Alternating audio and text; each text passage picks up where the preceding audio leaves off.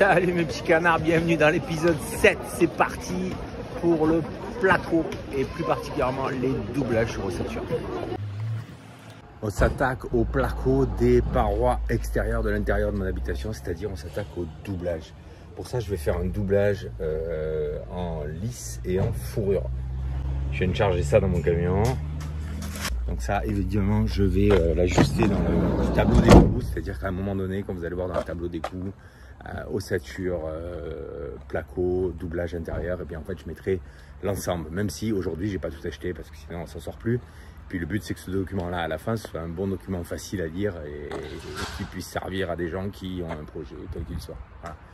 Donc doublage intérieur, parce qu'on a tellement de réseaux qui passent, on se souvient que j'ai décidé de faire un doublage placo à l'intérieur de mon container. J'ai implanté le plafond pour être à hauteur 2,40, comme ça je prendrai des plaques en 2,40, je n'aurai pas besoin de les recouper.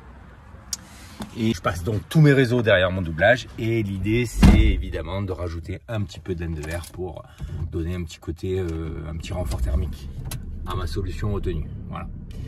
Allez, on va voir combien ça coûte. Aïe, aïe, aïe, aïe, aïe, aïe, aïe, aïe. Donc là, l'idée, c'est que je vais choisir des appuis. Donc ça, c'est les appuis intermédiaires pour mes fourrures et qui vont évidemment correspondre à l'épaisseur de la laine de verre que je vais mettre. Je ne sais pas encore si je mets 45 ou 60 de laine de verre. En réalité, ça va dépendre de l'alignement de mes menuiseries. Ça, je vais le voir tout à l'heure. Donc j'espère trouver des plots qui vont me faire potentiellement les deux. A priori, ça devrait le faire. Je vais chercher ça.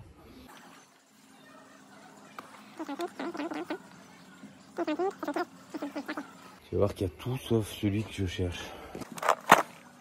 Bon, a priori, celui qui me fallait, ça c'est 15,45, ça c'est 75, 160. Voilà. J'ai pris cette boîte. Alors, c'est en 120, mais en réalité, j'ai regardé dans la boîte.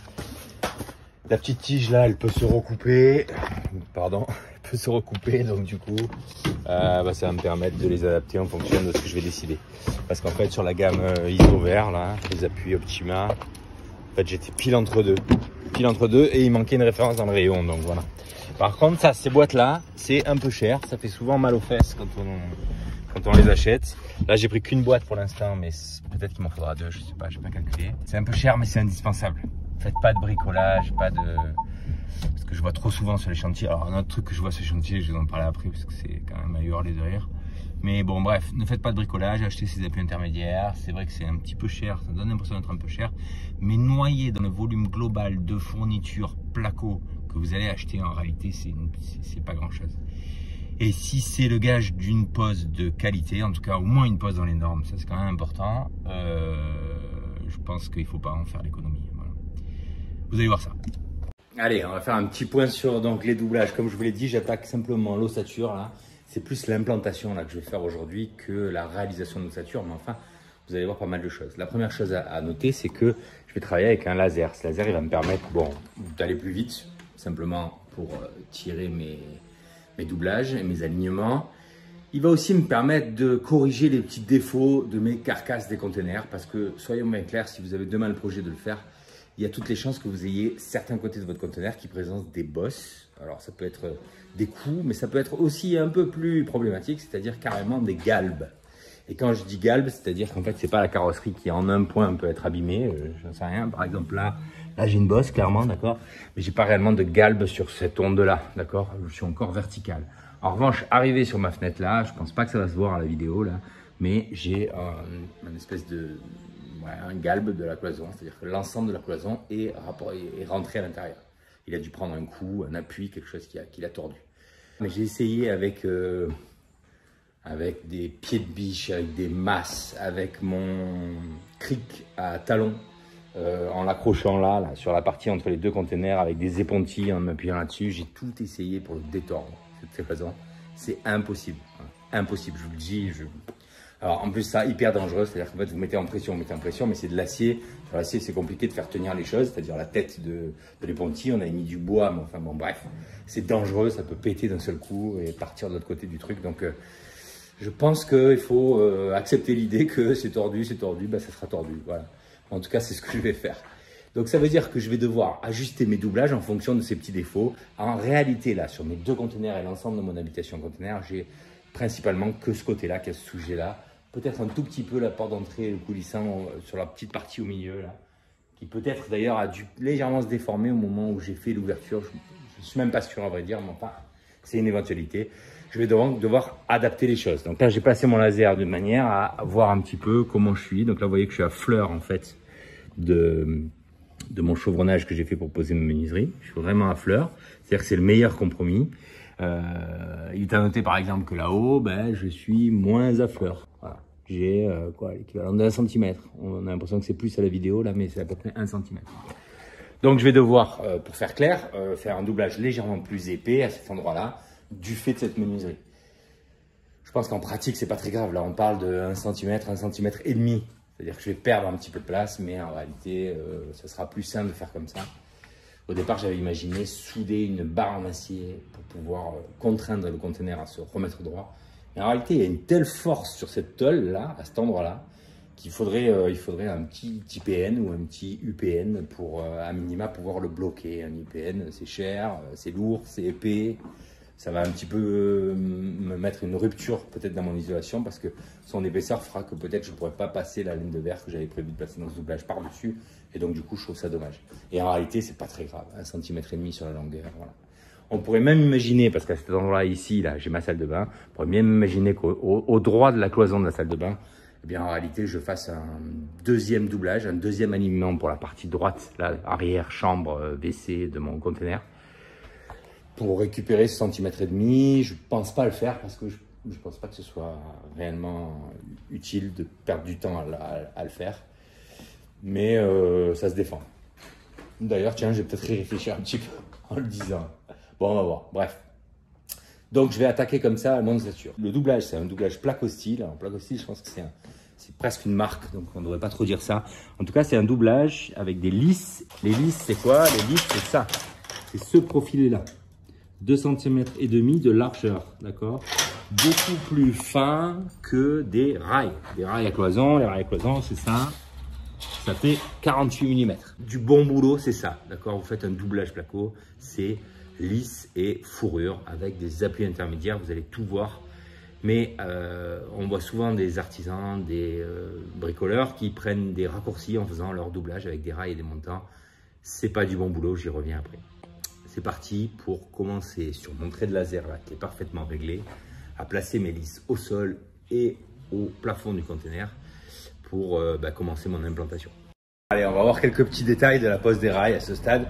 Ça va être des petits rappels parce que je pense que pour la plupart d'entre vous, vous êtes forcément des bricoleurs, je pense, ou des bricoleuses. Et donc du coup, vous avez déjà des notions en ce qui concerne ce genre de choses. Mais petit rappel quand même. Quand on travaille tout seul et qu'on a comme ça implanté un laser ou tiré un coup de cordex là-haut sur le truc et qu'on veut mettre un rail, il est parfois difficile de tenir le rail à une main et de le boulonner dans la bonne trace du premier coup en fait. Une bonne astuce selon moi, vous prenez le rail, vous le prenez à peu près au milieu parce que c'est là que c'est le plus facile de le tenir seul. Et puis là, vous y mettez une vis à peu près bonne. On n'est pas des ayatollahs, c'est-à-dire qu'à 2-3 mm près, on est à peu près bon sur le trait, mais on va y revenir. Ensuite, on repart sur l'angle là-bas au bout. On y met la première vis là qui pour le coup est parfaitement bien réglée, d'accord? Et petit à petit on avance. Avant d'arriver au milieu, on revient au milieu, on dévisse la première vis qui était juste une vis de maintien. Le rail est tenu par les premières vis qui ont été mises dans leur bonne position. Et ensuite on continue de visser. Ensuite, autre petite chose, quand on se visse là par exemple sur un faux plafond comme ça, placo, parfois les bricoleurs, on vous voit faire des galères atomiques où vous pré-percez vos rails avec une mèche fer par exemple pour ensuite tracer, ensuite percer, mettre des chevilles mollies, enfin des chevilles à expansion spéciale plaque de plâtre et ensuite vous venez vous visser votre cheville mollie. Vous avez raison sur le principe parce que évidemment c'est du placo et pour se fixer dans du placo, eh bien en fait on apprend que c'est avec des chevilles à expansion qu'on fait ça. Néanmoins, sur les chantiers de placo, c'est pas comme ça que font les plaquistes. Les plaquistes, en fait, ils mettent une myriade de petites vis phosphate, comme celle que j'ai mis là. Et on ne les met pas n'importe comment. Je vais vous expliquer une petite astuce pour être sûr que les vis que vous mettez dans le placo tiennent. Certains vont trouver ça peut-être bizarre de se dire qu'une petite vis placo, dans du placo simplement vissé, puisse tenir. Évidemment qu'une vis individuellement dans le placo, vous prenez une pince, vous tirez dessus, elle ressort, d'accord? En fait, il faut considérer les choses dans leur globalité. Et au niveau du vissage, il y a une petite astuce, je vais vous la montrer tout de suite. Et après, je vais vous parler d'autre chose en ce qui concerne l'ossature du plafond, d'accord? Donc l'astuce quand on n'a pas d'ossature derrière le placo, là par exemple je vais me visser ici, d'accord. Ben, ici je vois bien que là j'ai mon rail qui est dans ce sens là et mon rail qui est dans ce sens là. Ici c'est un faux plafond en M et R48. Je vous en avais parlé dans un des épisodes, un des premiers épisodes en fait, quand on a attaqué le placo. Donc ça c'est un système de faux plafond sur lequel j'ai tous les 60 des doubles montants. Bon, en règle générale on n'a pas ça, on a plutôt des fourrures tous les 60, ça revient à peu près au même du coup. Il est évident que quand je vais visser ce rail, je vais chercher à mettre des vis à l'endroit où j'ai mes fourrures derrière. Parce que les vis autoforantes vont percer ma lisse, percer le placo et aller chercher le rail derrière. Et là, elles seront extrêmement résistantes. On n'est pas dans le cas de figure que je suis en train de vous expliquer. Néanmoins, par exemple, entre les deux, là, si je juge utile de devoir fixer là mon rail avec une vis ici. Ici, j'ai pas de rail derrière, d'accord. Enfin, j'ai pas de montant derrière. J'ai seulement un rail là, mais qui est trop loin, donc je ne vais pas le chercher. Je vais pas pouvoir aller le chercher là-bas derrière. Donc, je suis vraiment dans du placo. Comment on fait? On met sa vis placo sur sa visseuse et là, on vient ici et on se visse. Au lieu de se visser perpendiculaire à la plaque de placo, en réalité, on va visser une vis dans ce sens, d'accord, pour commencer. Et ensuite, une deuxième dans ce sens pour commencer. Donc, je me mets là, par exemple. Je peux vous montrer. Je visse une vis, d'accord. Important quand on visse les vis placo de cette manière-là, il ne faut pas que la vis tourne sur elle-même. Parce que si elle tourne sur elle-même, vous perdez un petit peu de la résistance qu'elle peut avoir. Je mets une deuxième vis sur mon téléphone. Je mets une deuxième vis sur mon téléphone, n'importe quoi. Donc j'ai mis la deuxième vis sur ma visseuse. Là, tout à l'heure, j'ai vissé dans ce sens-là. Ok, donc là maintenant, je vais visser dans ce sens-là. Le fait que les deux vis soient opposées, c'est un peu comme quand vous clouez du bois et que vous ne voulez pas qu'il s'arrache. Vous savez que vous mettez un clou dans un sens, un clou dans l'autre, ça va le bloquer.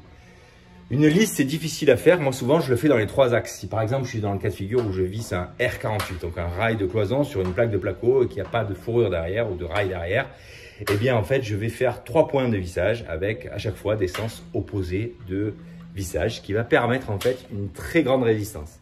Ensuite, comme il y a une multiplication du nombre de points de fixation, eh bien, en réalité, la globalité est très solide, je vous l'assure, j'ai jamais eu de problème avec ça.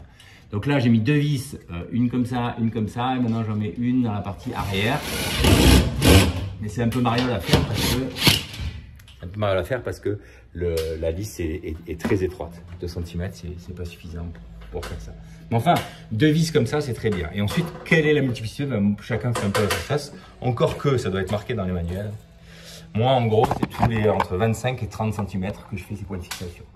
Autre chose est à noter que, par exemple, ici, là, j'espère que ça sera bien cadré. C'est loin d'être sûr.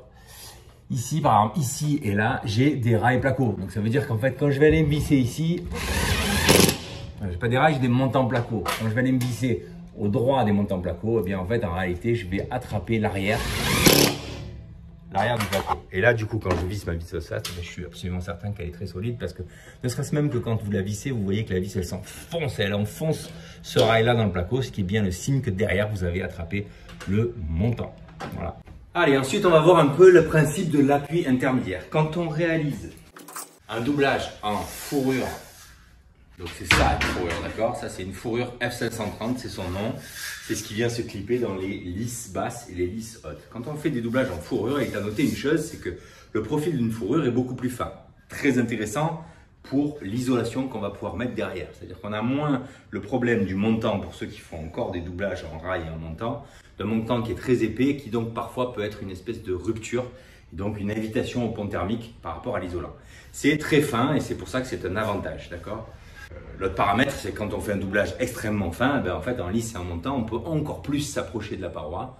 Dans certains cas de figure, c'est très intéressant de se dire que le complexe métallique du doublage d'isolation, eh bien, il fait que 2,5 cm d'épaisseur totale. C'est mieux que les 48 mm des rails et des montants. Donc, elle est extrêmement fine cette fourrure, ce qui fait que quoi? Ce qui fait que si on se met là et qu'on appuie dessus et qu'on exagère un peu, on se dit que c'est souple. C'est pour cette raison que quand on fait un doublage en lisse et en fourrure, on met des appuis intermédiaires.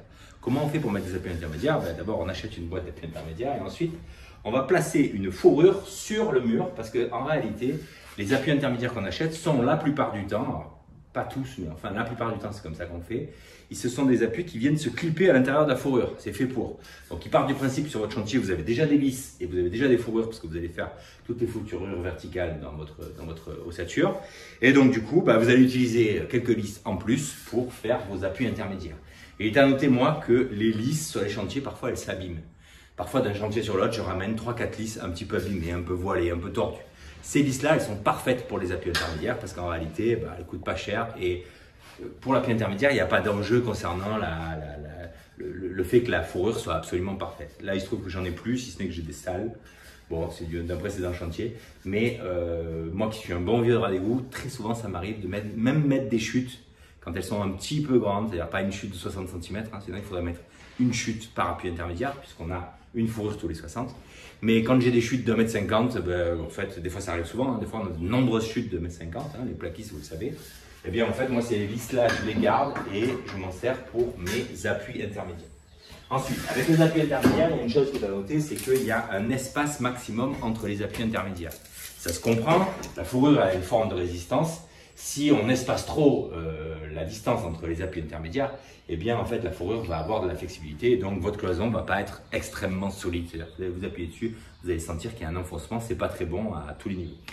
Donc il y a évidemment des règles, c'est un appui intermédiaire tous les 140 cm, à 5 ou 10 cm près, je n'ai pas tout à fait ça en tête, mais ce qui est à noter c'est quoi? C'est qu'en fait sur une hauteur de plafond standard, un appui intermédiaire suffit. Si maintenant vous avez des doublages avec une hauteur de 3 mètres, ben, en réalité, un seul appui intermédiaire ne va pas suffire parce que vous allez avoir deux fois 1,50 m, 1,60 m si vous avez 3,20 m par exemple, et 1,60 m c'est trop pour la fourrure. Là, on est à 2,40 m, donc en réalité, je vais diviser en deux mon espace et je vais mettre ma fourrure à 120 pour mettre mon appui intermédiaire dans cette fourrure. Vous vous souvenez mes petites vis autoforantes phosphate là? Ça, c'est le bonheur ça. Je suis content d'avoir découvert ça. Je vous en ai parlé dans un des épisodes précédents. Si vous n'avez pas vu les épisodes précédents et que ça peut vous intéresser, n'hésitez surtout pas à aller les voir. Donc là, vite fait, 120 chou, c'est à peu près là. Du coup, je ne suis pas au centimètre, hein, vous aurez compris.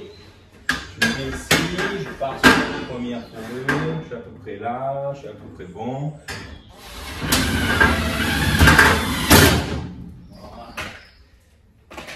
Et là, j'ai envie de vous dire, ça sert à rien de faire les ayatollahs, je ne vais pas poser un niveau à bulle pour savoir si je suis droit. Je me fie à mon œil, ça suffit amplement, d'accord?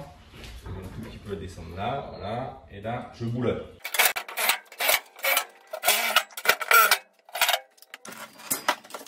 Voilà, alors j'ai regardé vite fait sur la boîte, c'est 1,35 m du sol. Donc l'appui intermédiaire il est en deux parties en fait, une petite partie comme ça qui est l'embase avec ici là l'empreinte qui vient se clipper dans la fourrure, d'accord? Comme ça en fait là vous mettez l'encoche en bas ici et là, tac vous appuyez et là ça c'est solide, d'accord? Ensuite on a l'appui qui est réglable, d'accord? Alors ça c'est le petit loquet réglable qui en fait quand on le met dans cette position là peut avancer de bas en haut, d'accord? On y mettra la fourrure, vous allez voir des images de ça. À partir du moment où je fais le quart de tour, et bien là, en fait, je suis complètement bloqué. C'est-à-dire qu'en fait, le filetage de cette vis fait que on rentre comme ça à l'horizontale, on se met à la verticale et là, on est bloqué. C'est-à-dire que la fourrure qui va être positionnée là, en fait, elle va être solide. Allez, maintenant, je prépare mes fourrures qui vont aller comme ça. Je vais les découper et les placer et ensuite, je vous montre un peu de détails sur le réglage des appuis intermédiaires. Je vais vous donner quelques indications sur le découpage des fourrures. C'est valable aussi pour les rails placo, pour les montants. Encore une fois, pardon pour ceux qui savent tout ça parce qu'ils en ont déjà beaucoup bouffé. Mais certains d'entre vous sont des bricoleurs et peut-être ils galèrent parce que souvent je vois des gens galérer avec une cisaille à placo pour découper des ossatures métalliques de placo. D'accord? Donc petite astuce vite fait. Donc là, mes trois dont j'ai besoin pour commencer sont découpés. Je vais en couper une avec vous juste pour voir. Je suis embuté là-bas contre la tôle du container, ça me permet de connaître ma longueur. Je fais une petite marque là avec ma cisaille pour savoir où je suis. Et je vous montre ça. Comment on fait pour découper une fourrure ou un rail? Les méthodes sont toujours plus ou moins les mêmes dans le principe, d'accord? La première chose à noter, c'est qu'il faut que votre cisaille à placo soit en bon état. Si vous avez une cisaille à placo qui a 10 ans, qui est rouillée et qui ne coupe plus, vous allez galérer, perdre énormément de temps. Cisaille à placo, ça ne vaut pas très cher. Moi, pour vous dire, une cisaille à placo sur un chantier, elle doit nous faire peut-être 2 ans. Au bout de 2 ans, elles ont du jeu. Donc en fait, on les jette et on en achète des nouvelles parce qu'en réalité, c'est beaucoup de perte de temps d'avoir une cisaille à placo qui n'est pas performante. Première opération, on se met là comme ça et on vient couper jusqu'à la base la fourrure d'un côté de l'autre. On ne mesure pas des deux côtés, hein. On se fie simplement à son œil, ça suffit largement. Donc là, j'ai fait 2 encoches qui vont jusqu'au bout. À partir de ce moment-là, on plie la fourrure. Pour pouvoir placer notre cisaille ici, on ne cherche pas à tout découper d'un coup. On coupe la moitié de la fourrure, on rapproche la cisaille et là on vient couper et on a coupé notre rail. Bon, mes petits canards, le directeur artistique de montage des vidéos s'excuse. Le caméraman n'était pas dans son état normal. C'était juste après le déjeuner. Il était fatigué, il a mal cadré. Excusez-lui. Qu'est-ce qu'il faut noter? Il faut noter que cette opération, elle est extrêmement rapide. Alors, on évite de couper aussi les rails et les montants de plateau avec des disques. Hein. C'est plus dangereux qu'autre chose. On a des résidus thermales. Ce qu'il faut noter, c'est que ces deux petites remontées là de métal sont pas très bonnes pour notre système, parce que dans notre système, on va devoir se clipper dans les lisses. Et les lisses font pile la largeur de la fourrure. Donc, le fait d'avoir cette petite excroissance là, c'est un problème. Soit vous le faites au marteau parce que vous êtes un cochon et vous l'avez très vite, soit vous avez une petite pince avec vous et en fait il vous suffit de venir comme ça et de remettre ça à peu près dans son état d'origine. Voilà, ça vaut le coup de le faire. Ça évite un peu des galères au moment de clipper ces fourrures dans ces lisses. Et maintenant je mets les 3 premières fourrures ici. Donc je me clip en bas et le clip en haut.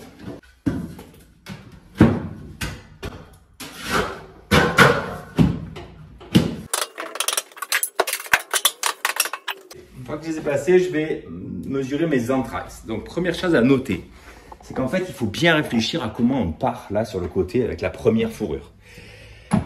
Cette fourrure-là, on aurait très bien pu se dire qu'on allait mettre une lisse, qu'on allait boulonner la paroi du fond du conteneur, d'accord, pour pouvoir aller jusqu'à cette lisse avec la feuille de placo. En réalité, ça n'a pas toujours du sens. C'est-à-dire qu'en fait, dans certains cas, vous êtes obligé de le faire, mais on n'est pas fondamentalement obligé. La seule chose qui est à noter, qui est importante, c'est qu'en fait, ce premier doublage placo là, il va ensuite recevoir le doublage placo qui va aller sur ce mur-là. Donc, il y a un moment donné où les deux jonctions doivent être parfaitement boulonnées, ok? Donc, soit vous allez jusqu'au bout avec votre lisse et votre placo vient se visser au bout, et du coup là vous serez dans le vide, mais enfin vous serez sur la feuille de placo et vous pourrez repartir avec votre lisse pour faire le deuxième doublage qu'il y a là. Ça c'est une des possibilités. Ça veut dire repartir avec une lisse. De toute façon, il faut toujours repartir avec une lisse. Donc ça c'est la première possibilité. La deuxième possibilité, c'est de placer ce rail exactement au dos de la future lisse qui va arriver ici. Vous allez peut-être comprendre après en voyant les images, mais l'idée c'est que ici je vais devoir faire un doublage, et bien ici à un moment donné pour le départ sur du plaqué, je vais être obligé d'utiliser une lisse. Donc la lisse elle va venir comme ça, et elle sera vissée sur la feuille de placo qui sera déjà plaquée, hein, parce qu'on repart par-dessus le placo. Et au moment où je vais visser la lisse, ben en fait je vais passer la lisse, passer la feuille de placo et venir me visser solidement dans cette fourrure. D'accord ? Le fait qu'il y ait une lisse en angle comme ça, boulonnée sur la fourrure, fait que cet angle-là, en fait, il a toute la solidité requise. On peut un peu se poser la question de savoir si c'est judicieux. C'est autorisé parce que je suis bien à 130 du sol, d'accord ? Mais ce qui aurait été peut-être plus malin, en fait, c'est d'ailleurs, je vais peut-être le faire, c'est de couper la fourrure ici et ce petit morceau de fourrure là, le replacer, mais le replacer à équidistance entre le bas et l'appui de ma fenêtre, d'accord ? Pour équilibrer en fait la résistance qu'on va demander à notre appui intermédiaire. Là maintenant, ce que je vais faire, c'est que je vais régler mes anthrax à 60 en plaçant correctement ma première fourrure pour pouvoir figer l'emplacement de mes fourrures verticales. Donc là, attention, on ne prend pas l'anthrax de la fourrure, on prend vraiment le bord extérieur parce qu'on veut que le placo aille jusqu'au bout de la fourrure. Je me mets ici, là, j'ai tracé mon premier 60. Donc je peux régler le bas de ma fourrure, il est réglé. À partir de là, il y a un petit piège à éviter. Évitez de faire ça, c'est-à-dire reprendre 60, vous remettre sur la trace, mettez 60 et vous tracez. Si vous faites ça et que vous le multipliez sur une longueur, en fait, en réalité, on ne peut jamais être parfait. Très souvent, on fait un décalage qui est important, qui fait qu'à la fin, à la réalisation, au moment où on arrive avec les plaques de placo, au bout de 3-4 plaques, on se retrouve avec une fourrure qui est plus tout à fait à l'axe, voire même plus du tout à l'axe. Faites-moi confiance. Donc la réalité, c'est quoi? C'est que je vais prendre un autre mètre de meilleure qualité.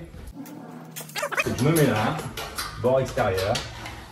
Là, 60, je suis bien tracé. Je tire mon mètre, je me mets ici et je trace mon 120.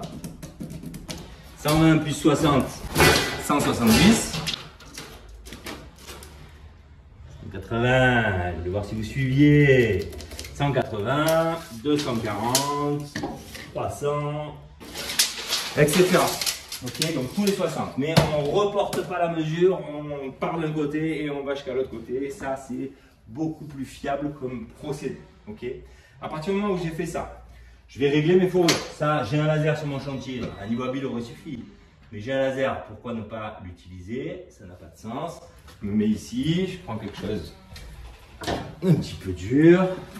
Et là-haut, je viens parfaitement aligner mon rail de placo. Ça, c'est la première. La deuxième, je me mets ici, je me mets sur ma trace que j'ai tracée au sol. Et là. Voilà. Là, je suis parfaitement aligné. Mes fourrures sont verticales. Maintenant, on va utiliser des petites vis autoforantes pour bloquer ces fourrures. C'est-à-dire être sûr que dans l'avenir et pendant la totalité du chantier, eh bien, en fait, on ne va pas potentiellement, par erreur, toucher une fourrure, ne pas s'en apercevoir. Et du coup, elles vont se décaler. Donc, on y met ces petites vis autoforantes qui permettent en fait de bloquer le bas et le haut.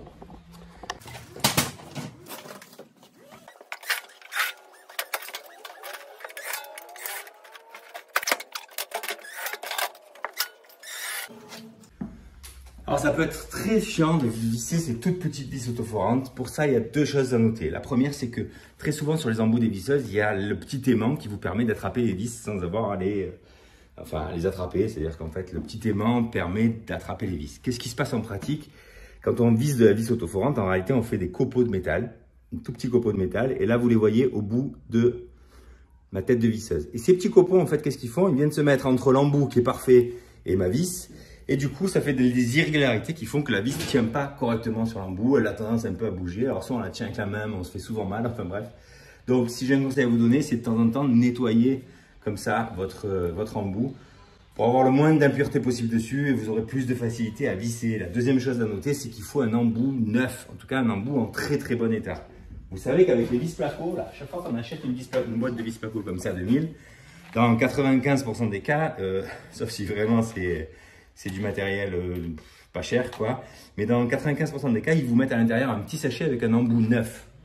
Pensez à le changer, cet embout. Trop souvent, on garde des embouts qui paraissent en bon état visuellement, mais en réalité, ils ne le sont pas. Moi, c'est bien simple. Chaque fois que j'ouvre une boîte neuve et qu'il y a un embout, je prends mon embout, je le jette et je mets l'embout neuf à la place. Et en fait, grâce à ça, vous allez gagner beaucoup de temps parce que vous aurez moins de vis qui vont foirer à droite et à gauche. Maintenant, ce que je vais faire, c'est que je vais placer mes appuis intermédiaires. On va regarder ça ensemble. Ce sont des appuis 120 parce que j'ai regardé dans le magasin, il n'y avait pas exactement la bonne longueur qu'il me fallait. Mais ce n'est pas très grave parce que souvent avec ces appuis-là, qui peut le plus peut le moins. Il faut juste se méfier de la longueur de l'embase, d'accord? Donc dans l'idéal, vous achetez la boîte qui correspond à l'épaisseur de votre doublage. Mais si vous ne pouvez pas et que ça n'existe pas ou que ce n'est pas dispo en stock, regardez, ouvrez les boîtes dans le magasin, sortez-en un, mesurez et voyez si vous pouvez faire votre affaire avec ça. Sur ce type d'appui intermédiaire, cette marque-là ou les autres grandes marques qui sont disponibles dans les magasins, on peut recouper ces portions-là, d'accord? Dans une certaine mesure, évidemment, d'accord? Donc là, je sais que par exemple, moi, je vais avoir besoin de les recouper. Pour savoir un petit peu ça, je vais me placer comme ça, je vais y mettre mon embout dessus, juste pour simuler un peu la chose, d'accord? Et là, je vois quoi? Je vois que dans l'idéal, je vais être à quelque chose près comme ça, d'accord?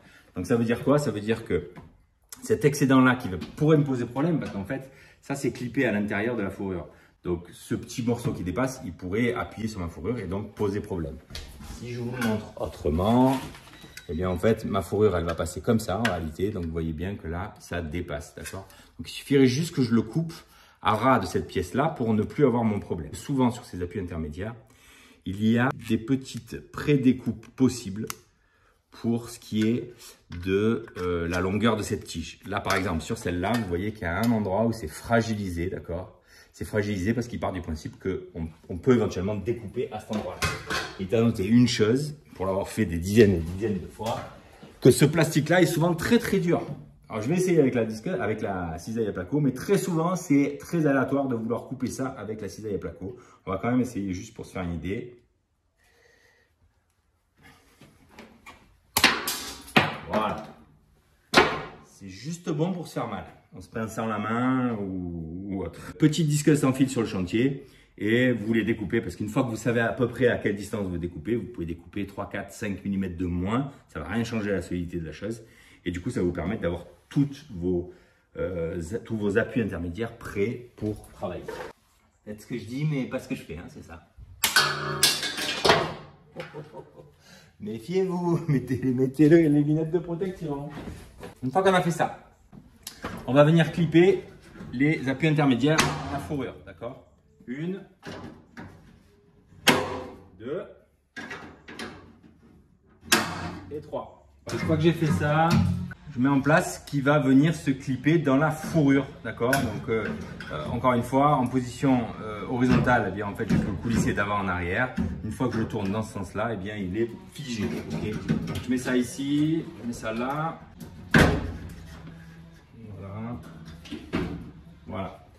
À partir de ce moment-là, j'ai plus qu'à décaler là mon appui pour le mettre absolument derrière le rail. Voilà, bien à l'axe.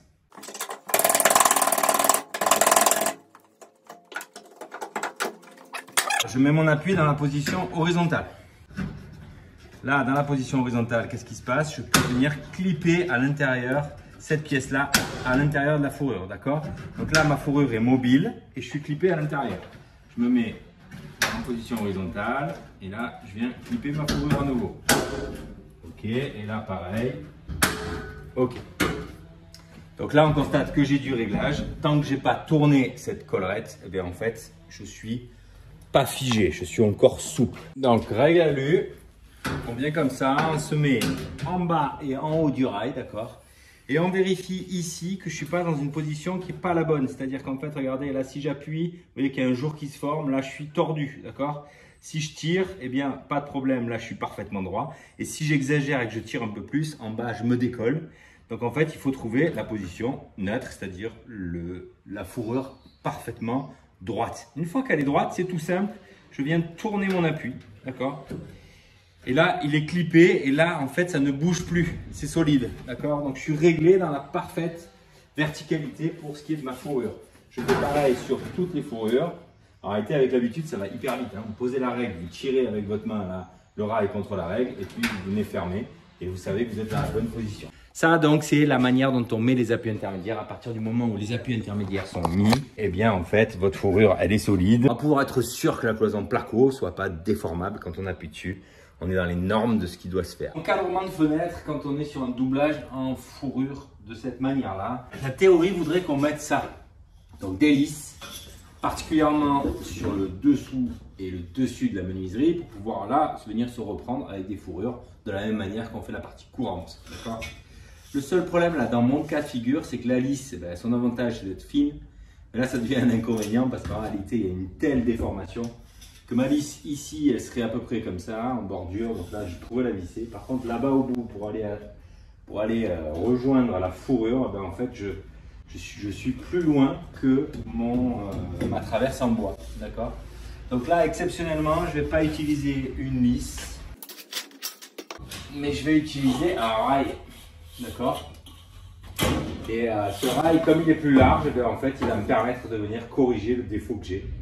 C'est la seule manière que j'ai de faire quelque chose de pas trop mal. J'ai vraiment envie d'avoir attaqué finalement de ce côté-là parce que je vous montre quelque chose de un peu particulier et un petit bricolage. En théorie, vraiment, c'est avec l'hélice qu'il faut faire ce genre d'opération. Sur un côté, je pourrais le faire sur le côté, mais sur la partie haute, ça sera la même problématique. J'ai trop de déformations sur cette menuiserie-là.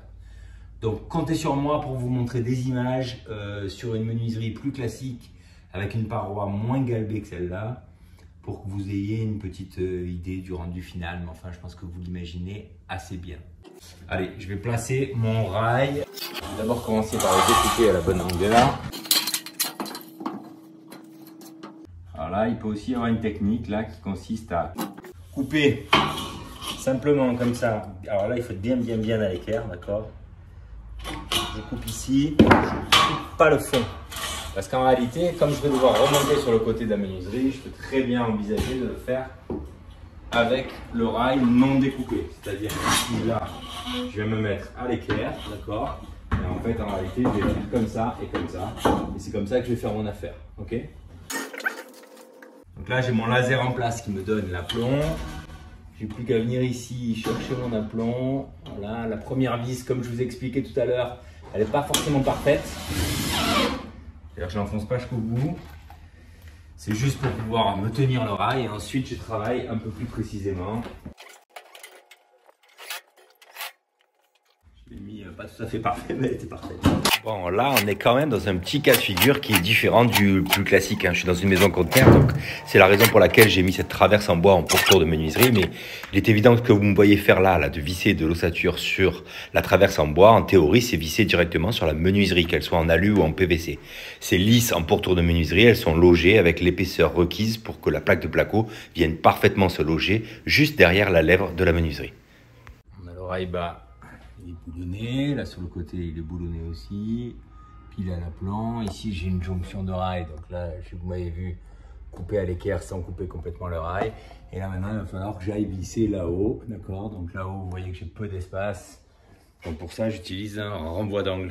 Ok, avec ce renvoi d'angle là je vais pouvoir boulonner là-haut. Le fait d'avoir utilisé un rail c'est très rigide, donc c'est plutôt cool parce que j'ai pas trop de soucis sur l'aplomb. J'ai bien réglé mon aplomb d'un côté ici, mon aplomb de l'autre. À partir de là, je peux quand même faire confiance à un rail, surtout que je l'ai vérifié et il est parfaitement droit. Donc maintenant, je visse le rail supérieur. Bon, j'ai dit le placo se logeait derrière la lèvre. En réalité, c'est derrière l'aile de recouvrement. C'est comme ça que ça s'appelle. La plupart des menuiseries ont une aile de recouvrement qui d'ailleurs peut être variable en longueur. Certains n'en ont pas, mais ont la possibilité de venir clipper un couvre-joint par-dessus pour assurer la finition entre la menuiserie et le placo. Je vais pouvoir commencer à replacer ma menuiserie dans la bonne position. Là, tout à l'heure, je l'ai dévissée parce qu'encore une fois, tout ça, c'était du provisoire. Donc, ça veut dire que ma menuiserie, vous voyez, elle peut rentrer et sortir si je la visse ou je la dévisse. Et donc, c'est à partir de ce moment-là que je vais commencer à placer ma menuiserie pour que la feuille de placo passe juste derrière la lèvre, là. Et sur le côté, de la même manière, qu'elle soit parfaitement à fleur, comme je l'entends. Là, je vais la reboulonner, mais encore une fois, ça sera encore du provisoire parce qu'ensuite, je vais devoir la redéboulonner pour passer la tôle qui va faire l'étanchéité entre ma menuiserie et le bardage extérieur. Ça va être un sujet. J'ai d'ailleurs l'intention, dès que je finis ça là, cet après-midi, de prendre les côtes de cette menuiserie et d'aller chez le fournisseur qui va me faire mes pliages pour lui commander les tôles pliées pour pouvoir faire un essai sur une menuiserie afin d'être sûr d'avoir la bonne méthode pour commander tout le reste, quoi. Je préfère le faire en 2 étapes parce que, bon, encore une fois, c'est une première. Donc je ne peux pas faire autrement que d'y aller à tâtons. Voilà. Donc là, l'idée, c'est que je vais prendre mes alignements. Je vais approximativement déjà me mettre bon. Ça me donnera un peu une petite idée comme ça.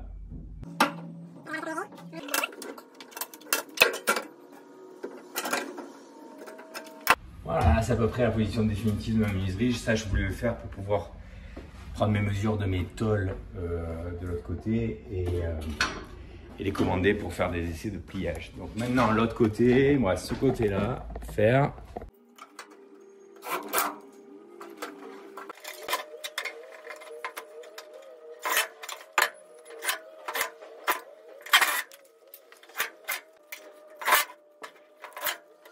Ah, nickel. Donc là, l'encadrement il est fait. Maintenant, je finis un petit peu juste mon ossature autour pour que vous ayez une vision globale. Ensuite, je vais passer à autre chose. Je vais commander mes tôles.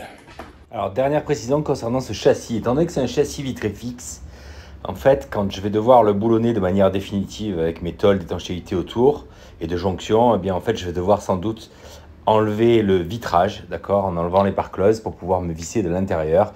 Peut-être que vous verrez des images de ça, c'est un peu une particularité, mais voilà. Si ça avait été un ouvrant, il me suffirait d'ouvrir les deux vantaux et de visser sur le dormant directement sur le bois. Ah là là, il y a des journées avec, il y a des journées sans. Aujourd'hui, c'est pas une bonne journée aujourd'hui. Figurez-vous que dans l'après-midi, c'est la 2e fois que je renverse cette boîte. Il y en a de partout. Ça, forcément, vous connaissez, hein. C'est pas que c'est énervant, c'est rageant, c'est. Bon, j'ai ma petite astuce. Dans ma caisse à outils, j'ai toujours ça. C'est un petit aimant. Un petit aimant spécial boulette. Voilà. Et pour réparer les boulettes, c'est pas mal parce qu'en fait, ça va plus vite pour ramasser.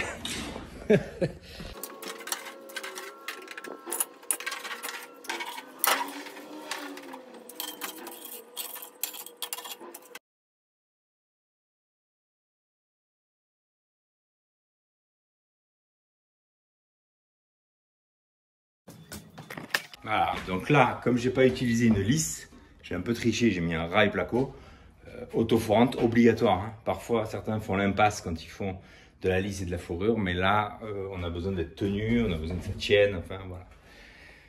Autoforante obligatoire. Même 2, c'est mieux qu'une. D'ailleurs, je crois que je vais en rajouter une.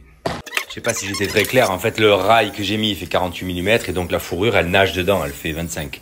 Donc en fait, les vis autoforantes permettent d'empêcher que la fourrure rentre à l'intérieur au moment où je vais visser le placo dessus. Ça paraît à peu près évident. Enfin, en tout cas, vous pouvez pas vous tromper. Donc, je coupe à 2,40 toutes mes fourrures. En fait, il me reste à chaque fois 60. Et comme c'est ultra facile de boulonner dans ces autoforantes comme ça, là, en réalité, je vais passer toutes les chutes comme ça va m'éviter mon gaspillage. C'est parfait en fait de venir visser ces renforts ici. Grâce encore une fois à ces petites autoforantes magnifiques là, puis le fait que ce soit une tôle en acier. Ça serait un mur en aglo, il faudrait le cheviller, le boulonner avec des chevilles à frapper. Alors là, on se dit qu'une grande longueur c'est mieux. Mais là, en fait, ça me prend 2 secondes à faire. Donc c'est pas forcément un mauvais calcul.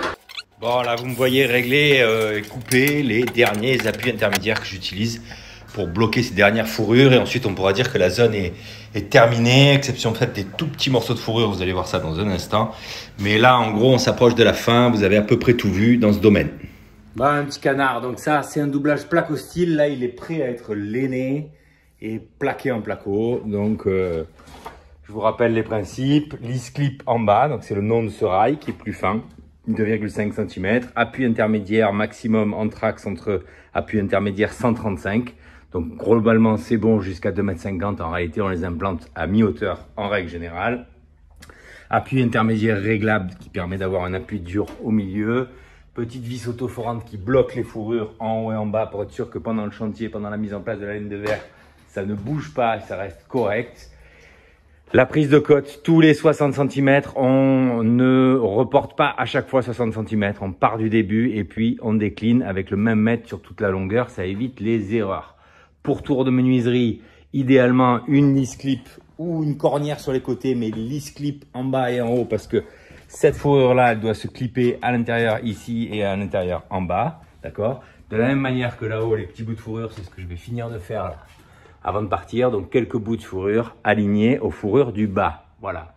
Ça, c'est un très bon doublage. Ce que je vous disais en début de vidéo au sujet des doublages, c'est que moi, je travaille de temps en temps à Marseille, donc vous le savez, je suis plutôt des Alpes de Haute-Provence, mais comme je vis un peu à Aubagne, je suis un peu entre les deux. De temps en temps, je fais des chantiers à Marseille. À Marseille, il n'y a jamais de contre-cloison, c'est-à-dire de doublage réalisé de cette manière-là. Je ne sais pas pourquoi. Je crois que les plaquistes marseillais ne connaissent pas ça. Enfin, j'exagère parce que j'en connais des très bons plaquistes marseillais et évidemment que les doublages, ils les font comme ça. Mais on voit sur 9 chantiers sur 10 des doublages avec des rails et des montants. Certains pensent gagner du temps en faisant ça. En réalité, je vous assure qu'avec des lisse clips et des fourrures, on n'en perd pas énormément. La seule éventuelle petite chose qu'il y a en plus, c'est les appuis intermédiaires. Mais c'est tellement mieux d'un point de vue de la qualité du boulot que vous allez faire. Et puis pour l'isolation, j'y reviens pas parce que j'en ai déjà parlé. Donc honnêtement, intéressez-vous à ça si vous ne connaissez pas parce que c'est vraiment la bonne manière de faire des doublages placo. Voilà. Eh mes petits canards, je suis là, ici, chez Altema, d'accord? C'est pas une pub parce que je suis pas payé pour le faire. Mais simplement, ça fait très longtemps que je me fournis ici. En fait, c'est un fournisseur d'habillage en bâtiment. Alors ça comprend plein de choses, mais ça fait... Avant, ça s'appelait pas comme ça a changé de nom récemment. Et ça fait des années que je me fournis ici et à force de me fournir ici, ben en fait on sympathise avec les gens qui y sont et donc c'est pour ça qu'à ce titre-là, ça me fait très plaisir de parler d'eux parce que c'est des gens qui gagnent à être connus. Dans le 04 particulièrement, il y a peu de fournisseurs comme ça. Alors ici on trouve plein de choses, il faudrait presque que je le fasse dire par mon pote David. Bon, on va voir s'il est dispo ou pas. En tout cas, je suis ici parce que je vais commander les habillages de mes menuiseries. Vous savez qu'autour de mes menuiseries, je préfère faire des habillages sur mesure dans une boutique comme celle-là, parce qu'ici c'est vraiment un savoir-faire qu'ils ont. Je pense pas que ça va me coûter plus cher, je pense même que ça peut me coûter moins cher que de les commander chez Bacassier, c'est-à-dire la marque du bardage que j'ai utilisé. Et donc du coup je suis en train de préparer les plans de mon bardage. Je vous montre comment ça marche. Donc chez des fournisseurs comme ça, des plieurs notamment, parce qu'ils font d'autres trucs, hein. Il y a un nuancier de tôle, d'accord? Donc là on a toutes les couleurs de la terre qu'ils ont en stock. Et ici on peut demander des pliages. Donc là les pliages que je vais demander c'est ça. Donc vous voyez, là j'en ai un comme ça, deux latéraux comme ça, et ensuite j'en ai un dernier comme ça, genre c'est des petites équerres.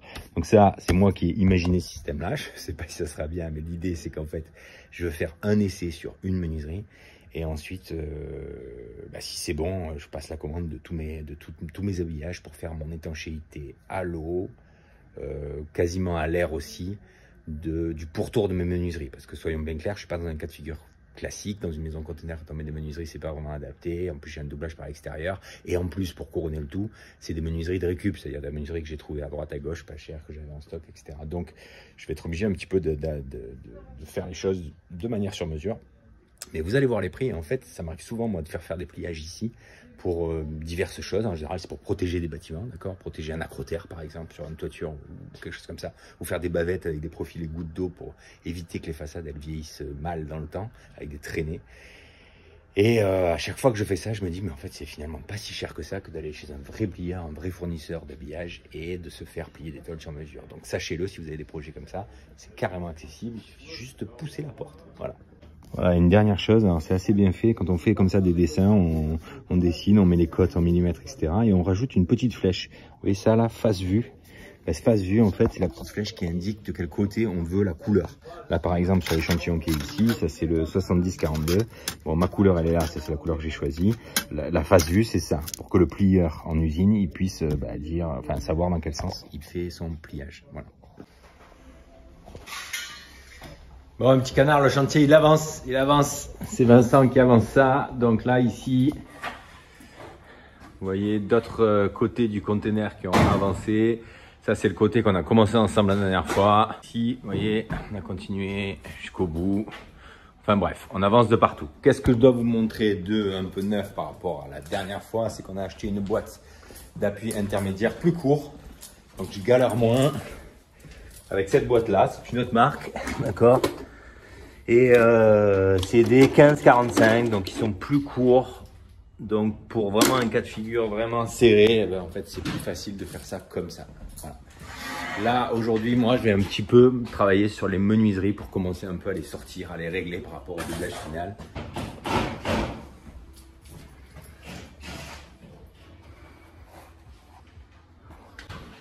Alors, j'attire votre attention sur un point. Regardez par exemple, ce côté-là, cette menuiserie-là, elle me paraissait droite quand on l'a posée il y a quelques mois maintenant. Et en fait, en réalité, une fois qu'on met le laser avec un doublage qui est régulier tout le long du container, on se retrouve avec ça. Vous voyez, un gros décalage là, par exemple. Alors que de l'autre côté, on est à fleur. Et pourtant, mes chevrons, ils sont boulonnés sur les tôles des containers. Donc mes chevrons, en fait, ils suivent l'actuel faux aplomb de la paroi verticale. Mais évidemment, mon doublage, lui, il faut qu'il soit vertical. Donc, et mes menuiseries aussi. Donc voilà, ça donne ce genre de petit décalage. Donc vraiment, il faut pacifier. On peut faire comme on a fait, c'est-à-dire se servir d'une ossature bois primaire qui est boulonnée au container. Ça, je pense que c'est peut-être pas une mauvaise idée, même si dans les commentaires, il y en a qui m'ont dit ça serait mieux que tu soudes des longerons en acier pour venir te fixer dedans. Alors oui, sans doute que c'est mieux. Mais après, c'est toujours pareil. Dans la vraie vie, enfin dans ma vraie vie à moi et dans mes problématiques d'avancement, etc., je veux quand même avancer et donc je cherche à un moment donné des bons mix et des bons compromis entre ce qui va me prendre énormément de temps et donc forcément me coûter de l'argent, parce que le temps c'est de l'argent, particulièrement quand on est artisan, et puis le résultat final. Donc là, j'ai fait ce choix-là, pour l'instant je le regrette pas, on verra peut-être à la fin. Je vous dirai dans ce cas, parce que vous savez que je vous dirai tout. Voilà, donc là maintenant, mon ossature elle est faite tout autour de la menuiserie. Je vais maintenant réserver le jeu du placo qui passe derrière ici. Là. Ensuite, il y aura un sujet ici, parce qu'en fait, vous voyez qu'il y a un espace. En règle générale, les plaques de placo, elles sont vissées mécaniquement aux rails qui sont vissés sur la menuiserie. Là, c'est pas des rails, c'est du bois, mais ça revient au même. Là, si je vais visser dans mon bois, qu'est-ce qui va se passer? La plaque de placo, elle va s'enfoncer à l'intérieur. Donc évidemment, je ne veux pas vouloir ça. Donc pour ça, j'aurai une petite astuce. Vous le verrez au moment du placo, mais en gros, ça se passe avec de la mousse polyuréthane. On va dans une première phase en fait poser la plaque de placo qui va venir derrière la lèvre de la menuiserie ici, d'accord. On y aura mis préalablement un cordon de mousse polyuréthane partout pour que ça puisse durcir et combler le vide qu'il y a derrière. Et une fois que la mousse polyuréthane aura séché, à ce moment-là, on visse en placo dedans et ça ne bougera plus. Je pense que ça sera très bien comme ça. Voilà. Petit canard, dans l'épisode 5, je vous avais dit, j'ai pas le raccord qu'il me faut pour raccorder les condensats de notre gainable. Et ben voilà, en fait, ça c'est des petits raccords qui permettent de raccorder d'un côté les petits tuyaux souples comme ça, qui sont courants en clim pour l'évacuation des condensats, à plusieurs choses. Donc il existe un peu tous les diamètres là. Et en réalité, j'avais du 20 et j'avais du 32 en stock. Et en fait, c'était du 25. Donc j'avais pas le bon raccord. Voilà le bon raccord. Donc ce genre de raccord, comment ça se met? En fait, ça c'est une lèvre en caoutchouc. D'accord. Cette lèvre en caoutchouc, elle est pile adaptée au diamètre de la sortie des condensats qui est ici. Il est là, mon tuyau de condensat. Donc en fait, mon tuyau, il vient comme ça. Et là, vous voyez que ça rentre en force. Voilà. Donc là, il est raccordé. Juste un petit riselant ici pour le tenir, pour être sûr qu'il ne reparte pas en arrière. Et ici, la même histoire, c'est-à-dire que je viens avec mon raccord et je me mets ici. Vous voyez que ça, c'est un raccord à étage. Donc en pratique, qu'est-ce que je vais faire? Je vais couper le dernier étage parce que mon raccord, il se raccorde ici. Et ça, un riselant aussi, bien serré, et c'est parfaitement étanche, pas de problème. Et il se trouve évidemment que mon condensat est situé non loin d'une évacuation, c'est l'évacuation de la salle de bain. Donc ici, en fait, on aura une cloison qui va descendre. Donc ça descendra à l'intérieur de la cloison. Ça sortira un petit peu aux alentours des 60 cm pour venir se raccorder dans un Y et un siphon pour être sûr qu'on n'ait pas un phénomène de remontée d'odeur dans l'appareil, même s'il y a une pompe, parfois quand elle est complètement sèche, la pompe, en fait les odeurs passent. Donc un siphon pour protéger des odeurs dans mon système de chauffage et ça qui se jette dans une collerette en caoutchouc qui fait l'adaptation entre mon tuyau en 32 et ce petit tuyau qui est en 20 mm de diamètre. Voilà.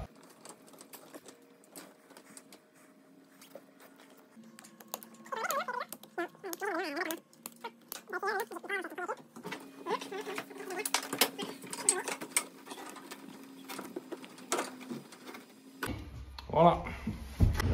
Bon, mes petits canards, vous l'aurez peut-être compris, à chaque fois que je fais le montage de ces vidéos, je suis en général pas sur les chantiers, ça se passe après, en général le week-end. Et donc là, vous voyez derrière moi un bateau taxi. Est-ce que vous devinez où je suis ce week-end?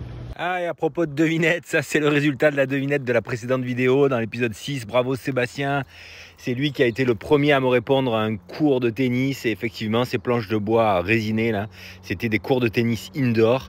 Il se trouve qu'on travaillait à côté d'un tennis club qui refaisait son revêtement intérieur, enfin qui changeait carrément un petit peu la manière dont étaient agencés les cours de tennis. Et donc en sympathisant avec les gars qui faisaient ça le midi, eh bien en fait ils nous ont dit qu'ils récupéraient quelques palettes mais que la plupart finissaient à la déchetterie. Alors évidemment, en bon rat d'égout que je suis, j'ai trouvé un pote à moi avec qui m'associer pour aller les récupérer. Et puis on a pas mal passé pour le plancher d'une mezzanine, il nous reste quelques-unes et on s'en sert pour des bricoles. Voilà. Tout ça pour vous dire à très bientôt pour l'épisode 8. Merci beaucoup d'avoir regardé cet épisode jusqu'au bout. Je vous dis à très vite. Bye.